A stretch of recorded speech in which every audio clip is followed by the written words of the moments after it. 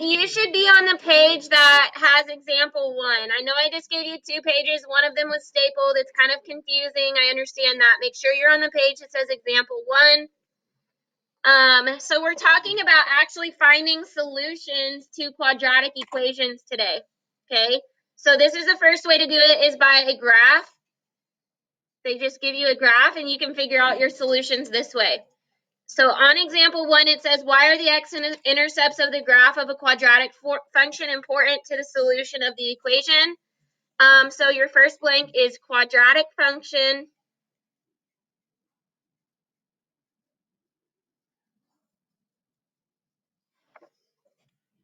So your first blank is quadratic function.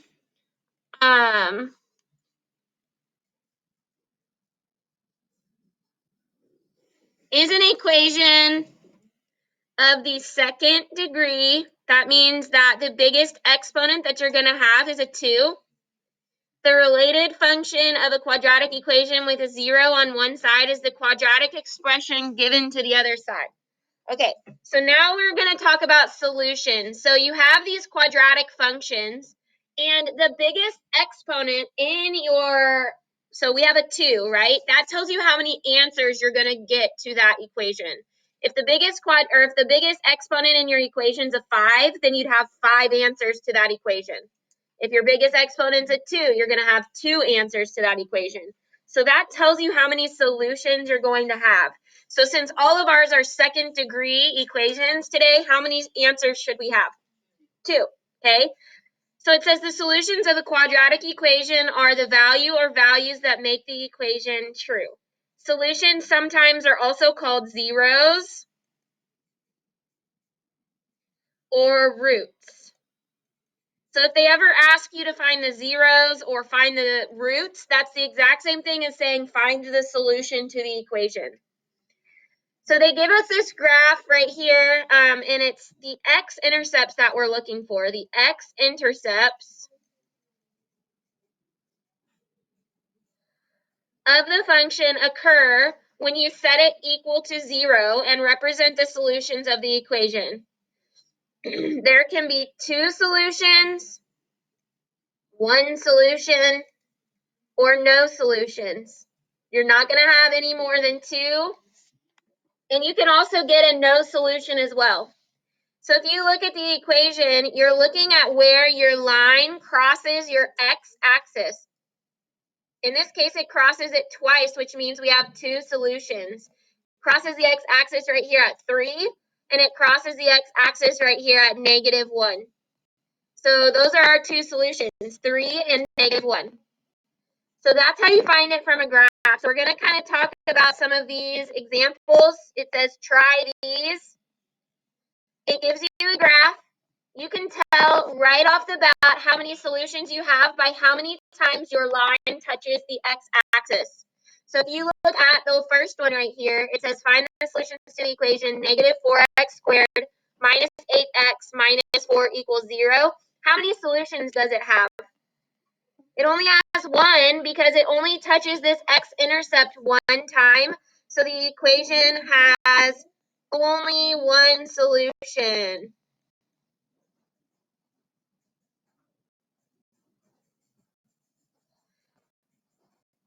Some of you guys are like, well, you just said if the exponent's a 2, you should have 2 solutions, okay?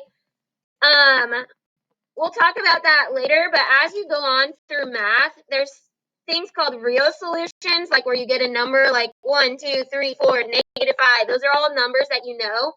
And eventually there's going to be like non-real solutions. They're called imaginary solutions. We are not focusing on that in Algebra 1. That'll be something you focus on in Algebra 2.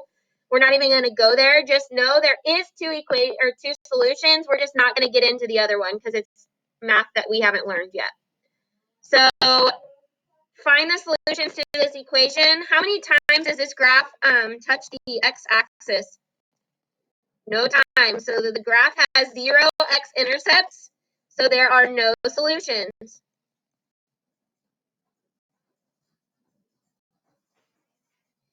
For our sake, we're going to stop there, okay? But there are actual solutions that you'll be able to find for that if you were in Algebra 2.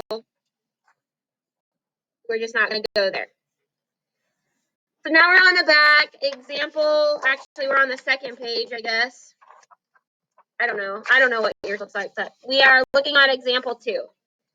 How can you use a table to find the solutions to a quadratic function? So we know how to find them from a graph. All you do is look at your x-intercepts. So how do you find it from a table?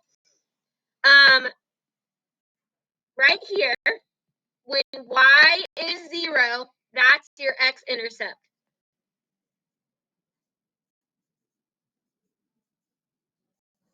So you're looking, one of your solutions is right there. Whenever you find y is 0, the number that goes with the x right there is your solution.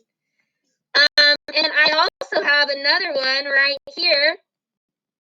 That's another x-intercept. So when y is 0, that's your x-intercept. So on the right side, it says the solutions to a quadratic equation are the x-intercepts.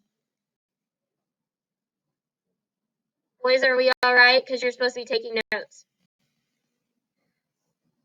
X-intercepts are the values for x when y is 0. So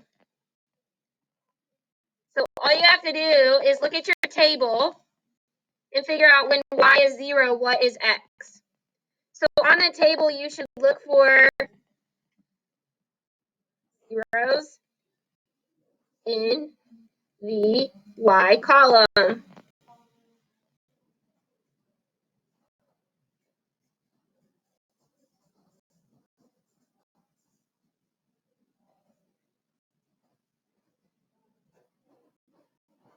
So the answer to this one, we found our we found when y is 0, we found our intercepts. So the answer would be x equals 1 and x equals 6. That's the answer to that. Those are the solutions to that equation.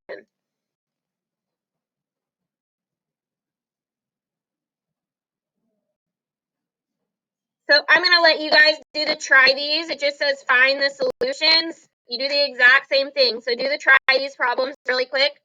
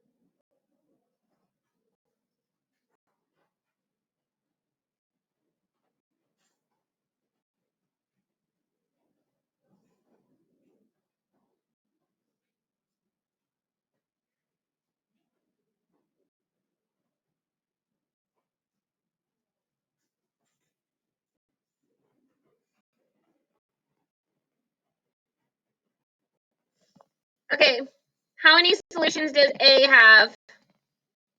2. You see 2 zeros in the y column. The first one is when x equals -1. And the second one is when x equals 2. So those are your two solutions. X equals -1 and x equals 2. The other one, there's only 1 0, which means there's only one solution, and that's when x equals 2.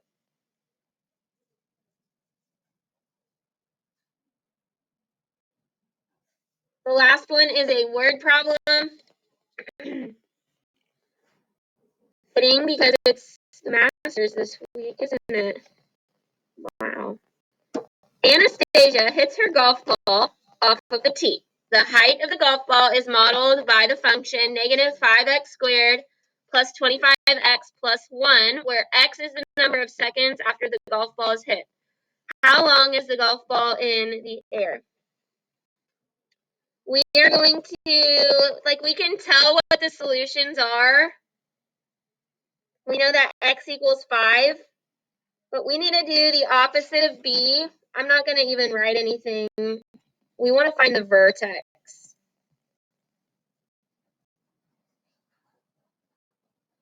I can't write all this in this little thing.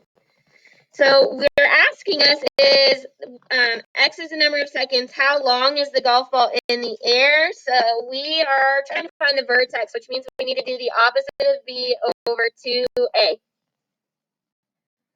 Here's our equation. A is -5, B is 25, and C is 1. So if I want to do the opposite of B, it would be -25 over 2A would be 2 times -5, which is -10. If you take a negative divided by a negative, you end up getting a positive. So this would be 2.5. That's the x value in your vertex. So we know that the first point in our vertex is 2.5. To find the y value, you take 2.5 and you plug it back into your equation. So we do -5 times 2.5 squared plus 25 times 2.5 plus 1. I would just type that directly in your calculator.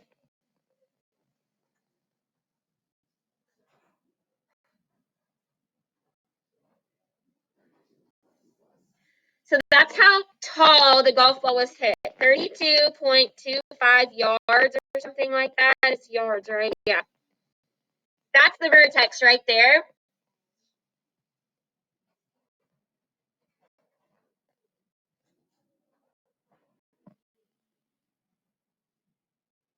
How long is the golf ball in the air? Well, if you look at your graph, it goes up and then it comes back down. And at what point is it back at 0?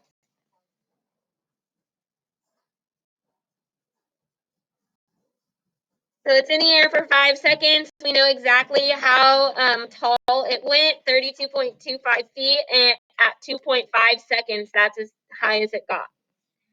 And that is our notes, you guys. Like I said, we're not going to do